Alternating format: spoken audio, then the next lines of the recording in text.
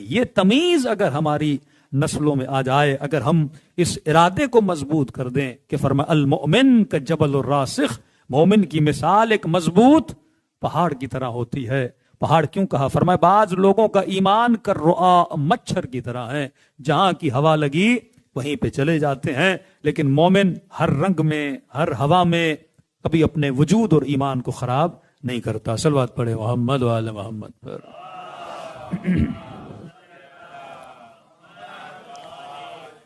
تو جب تک ہم اپنے کانسیپٹس کو صحیح نہیں کریں گے، بارہا کہا کہ مومن موت کا عاشق ہوتا ہے۔ مومن موت سے، ہم میں سے کتنے لوگ ہیں جو موت سے نہیں ڈرتے؟ ہاں؟ ہر آدمی موت سے ڈرتا ہے۔ ہم موت سے کیوں ڈرتے ہیں؟ یہ آپ کے ہاتھ کے دو طرف ہیں، یہ تلوا ہے، یہ ہاتھ کا پچھلا حصہ ہے۔ اگر یہاں پہ کوئی ٹیپ سولوشن لگائے اور تیز کھینچے، کوئی تکلیف ہوگی؟ نہیں۔ لیکن اگر ہاتھ کے پچھلے حصے پہ ٹیپ سولوشن لگائے اور اس کو کھینچے تو کیا ہوگی؟ کیوں ہوگی تکلیف؟ کیونکہ یہاں بال ہیں، یہاں بال نہیں ہے۔ تو یہاں جب کھینچو گے تو بال اس کے ساتھ کھینچتے ہیں تو تکلیف ہوتی ہے۔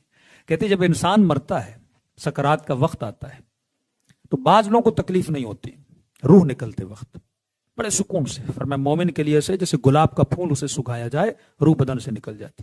بعض لوگوں کو ایسے ہی تکلیف ہوتی ہے جیسے پچھلے ہاتھ کے تلوے پہ ٹیپسولیشن لگ گئے ہوں۔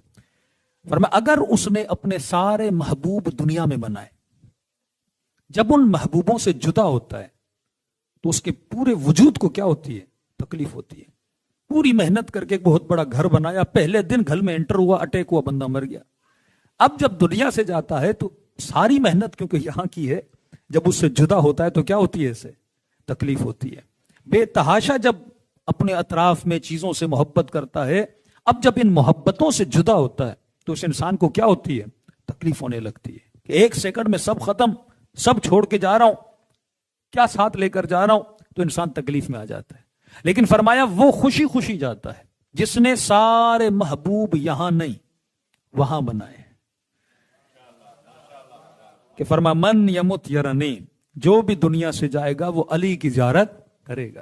اب جس کا محبوب علی ابن ابی طالب ہے، جس کا محبوب خداوند متعال ہے، یہ موت سے کبھی گھبراتا نہیں، یہ عاشقوں کی طرح آگے بڑھتا ہے، کیونکہ اس کا معشوق اور محبوب کہاں پر ہے؟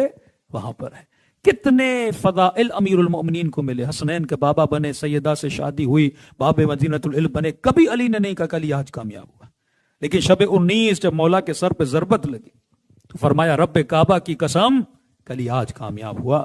تو اہل بیت کے لیے کامیابی اپنے معشوق اور محبوب سے ملنے کا نام ہے۔ ایک ریزن جو میں نے لوگوں میں دیکھا، جو اشارہ کر رہا ہوں، تفصیل کل میں آؤں گا، ہم موت سے کیوں ڈرتے ہیں؟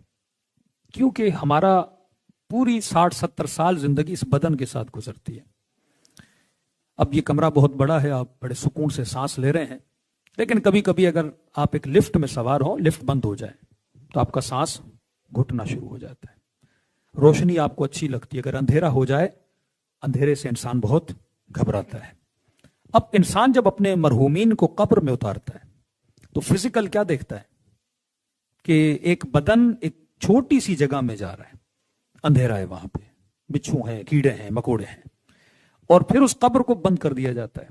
اب یہ دیکھ رہا ہے، یہ صرف دیکھ نہیں رہا، یہ ایک امیجنیشن کے ساتھ دیکھ رہا ہے۔ امیجن یہ کر رہا ہے کہ ایک دن مجھے بھی اسی قبر کے اندر اتارا جائے گا۔ اب جب اتارا جائے گا تو میں سانس کیسے لوں گا؟ کوئی نہیں، اکیلا ہوں گا، تنہائی کسی کو پسند نہیں، روشنی نہیں، تو اس کے اندر ایک خوف آتا ہے۔ اسی خوف کے مارے یہ جیسے جیسے بوڑھا ہوتا جاتا ہے ایک ڈپریشن میں جاتا ہے، کہ اسی قبر میں اتارا جائے گا، میری سانس گھٹے گی، میرا دم گھٹے گا، زندگی کیسے ہوگی؟ اور پھر مولانا نے اتنی حدیثیں سنائیں، فشار قبر ہوگا، بچھو آئیں گے اور آگ ہوگی اور یہ ہوگا اور وہ ہوگا، اور اس کے خوف میں کیا ہو جاتا ہے؟ اضافہ ہو جاتا ہے۔ سب سے پہلے تو یاد رکھیے، قبر جب ہم بولتے ہیں اور عذاب قبر جب بولتے ہیں، اس سے مراد یہ مٹی والی قبر نہیں ہے، کیونکہ اگر اسی مٹی والی قبر میں عذاب ہونا ہوتا، بدن کو، پسلیوں کو ایک کر دینا ہوتا، تو پھر ہندو سارے بچ گئے بھائی۔ ہندوؤں نے باڈی کو جلا دیا، اب ہندوؤں کی تو کوئی قبر ہے ہی نہیں، تو پھر منکر و نکیر کہاں پہ آئیں گے؟ فشار قبر کہاں پہ ہوگا؟ یا وہ لوگ جو دریاؤں میں ڈوب کے مر گئے ان کی قبر کا کیا ہوگا؟ جو دریاؤں کے جہازوں کے انسیڈنٹ میں جہاز کریش کر گیا ان کی قبر کا کیا ہوگا؟ جو بم بلاسٹ میں مر گئے ان کی قبر کا کیا ہوگا؟ تو ہندو تو پھر بڑے اسمارٹ اور چالاک نکلے، انہوں نے کہا اتنا مسلمانوں نے عذاب بتا دیا، ہم تو منکر و نکیر سے بھی بھاگ نکلیں گے اور مردے کو جلا دو، ایک ہی بار تکلیف دو اور اس کے بعد کہانی ختم۔ قبر سے مراد یہ مٹی والی قبر نہیں ہے، اس مٹی والی قبر میں صرف بدن کو رکھا جاتا ہے۔ اس کا بھی ریزن ہے، مسلمان جلاتا کیوں نہیں؟ دریا میں کیوں نہیں پھینکتا؟ پہاڑیوں پہ کیوں نہیں رکھتا؟ یہ اپنے مردوں کو مٹی کے اندر کیوں ڈالتا ہے؟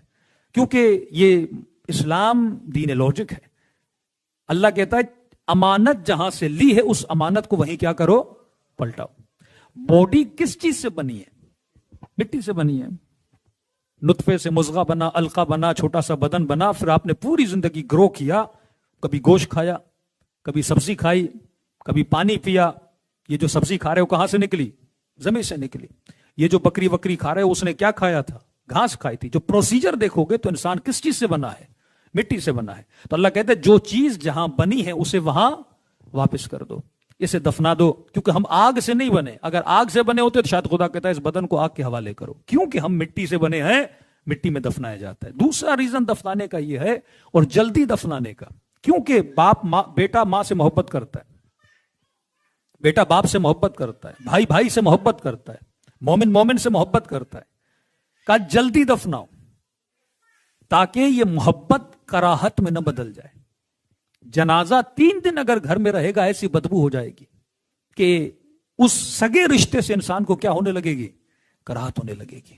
تو کہا کہ محبت باقی رکھو، جتنا جلدی ہو سکے اسے کیا کر دو؟ دفنا دو۔ جب تک باڈی نارمل ہے اسے انسان